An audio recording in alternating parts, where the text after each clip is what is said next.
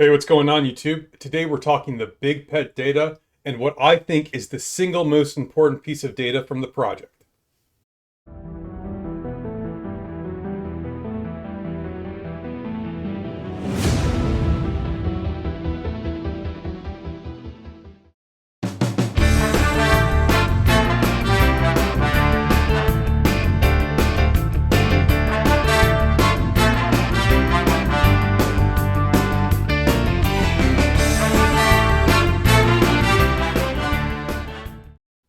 Okay, so we're talking the big pet data project. And when I started this project, it was important to me that the data we pulled from it had some actual practical application, right? I didn't want this just to be data for data's sake. I wanted the data to have some ability to impact how you play the game. And obviously, depending on what the data showed, allow you to optimize your play to get the better results quicker, right? And so previously looked at a couple things like, what are the chances when you coin flip of getting the skill you want? What are the chances when you rig the deck of harvesting the talent skill, what have you? But it seemed to me that the most important piece of data that we could possibly pull from this is to actually see what the impact of higher level war pets is, right? So we've been told, and I think we've all just kind of assumed, that the higher level war pet you catch, the better the chance for that war pet to be more valuable. And so, for example, right now I'm working on Brimstone Oryx, and let's just say that at the moment the highest level war pet I can catch is a level 48. Okay, and so should I catch all my Brimstone Oryx at level 48, which is going to take me a lot of additional time because I'm going to have to hunt down level 48 Brimstones, or should I just capture like the first 5 or 6 I see and not worry about the pet level so much? Okay, and so that is the major effort of what I've been going through to try and track the various level pets and to see if there's actually a correlation between the higher level pets and the more valuable, the more valuable they become. The other piece of data we've been looking at, and this one is just kind of more for fun, how many rolls does it take you to get down to 2 skill slots, right? Typically when you regenerate a pet to try and harvest a skill, you try to get to 2 skill slots. So those are the 2 pieces of data we're looking at today. The first one, I'll just call it rolls to 2, pretty simple, straightforward. Maybe not a ton of practical application for that one, but just kind of fun. The second one, the much more important one, I think, is the value of pets versus the level of the war pet when you capture it, and is it worth it to hunt the highest level pets, or should you just capture the first ones you find? Okay, so the first piece of data, I just call it rolls to 2. This is pretty straightforward.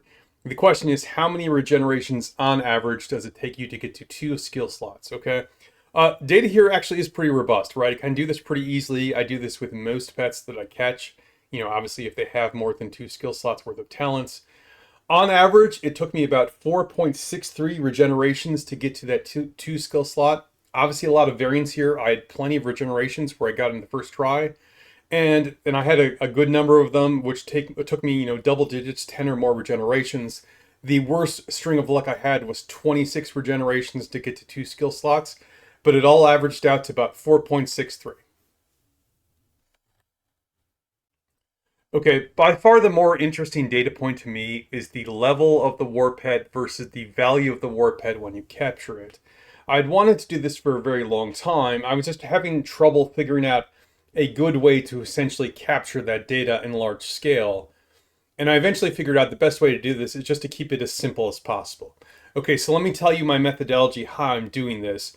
First, I record the level of the war pet as I capture it, and I make sure I look immediately to see what the talent values on that war pet are. The second thing I do, the value of the war pet is basically just you sum up all the value of its talent skills when you capture it. A 0-star skill is worth 1 point. A 1-star skill is worth 3 points.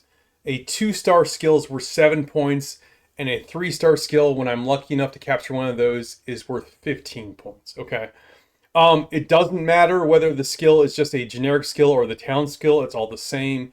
It doesn't matter if it's a cheap skill like, Eviscerate here, or a more expensive skill like Chain Strike, it's all the same. The rarity of the pet, rare or epic or legendary, does not matter at all. Like, honestly, you catch legendary pets that are complete shit. So I decide I'm just going to ignore the rarity of the pet completely. I'm only sort of totaling up the value of the skills, based on the star level. Now, when I started this project, I realized I was going to need just a raw ton of data. I figured I would need at least 100 catches at each, pet level to have even a minimal amount of confidence in the data. And let me, cut to the bottom line for you. I am nowhere near that right now. Okay. I figured, at the end of every season, and I'm at the end of my season right now, I'll just post an update on this to give you guys an idea of what's happening. And as time goes on and I get more and more data, this will become more and more refined and we'll have more and more confidence in these results. But I thought I'd just let you check in to see how it's going right now. Okay. The other thing I need to point out is if you go in the Augur Stone each season, towards the end of the season, as soon as you capture the dragon, here we are. Once the dragon is captured, you get this little effect here, strongest war pet. Once an alliance has occupied the flame dragon layer, all players will have a greater chance of obtaining high-level war pets. In any event, I've segregated my data. I put all the data pre-dragon capture into one bucket and all the dragon, the pet captures post-dragon capture into the second bucket, just so we can be sure we isolate that little Augur Stone event to make sure it's not overwhelming the war pet level.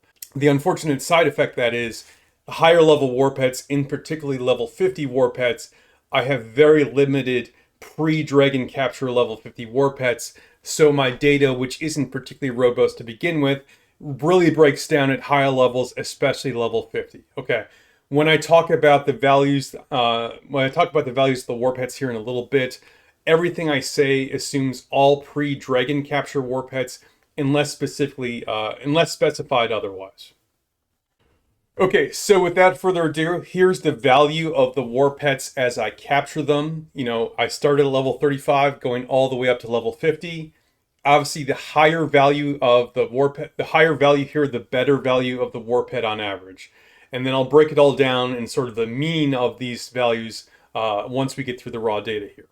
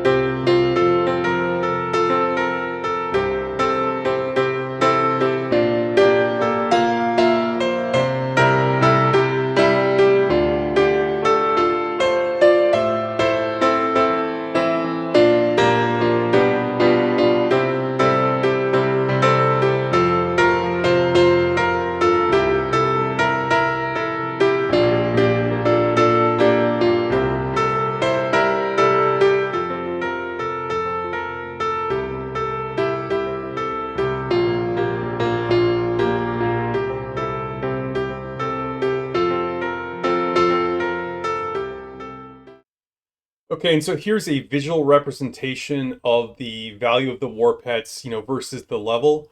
And bottom line here is, based on my limited data, there doesn't appear to be any correlation between higher level war pets and a better score. Now, the big caveat here is I don't have enough data to have really any confidence in these numbers so far. And so I'm going to keep collecting data. Like I said earlier, I'm going to publish my results, towards the end of each season. That just seems like a general check-in every 3 months or so to see how it's going. But to the extent right now, it doesn't appear to matter whether or not you catch a higher level war pet or a lower level war pet. It does not seem to matter if you wait for the dragon to be captured or not. Basically just capture, the war pets you need. So what am I doing? Right now, like I said, I'm working on Brimstone Oryx, and I just find like the first 6 I can every day and capture those. I don't care about their level. There does not appear to me to be any correlation between a higher level war pet and better value on the pet. I'll keep collecting data, but that's where I'm at right now. All right, that's all I got for you today. And until next time, you stay classy, Belron.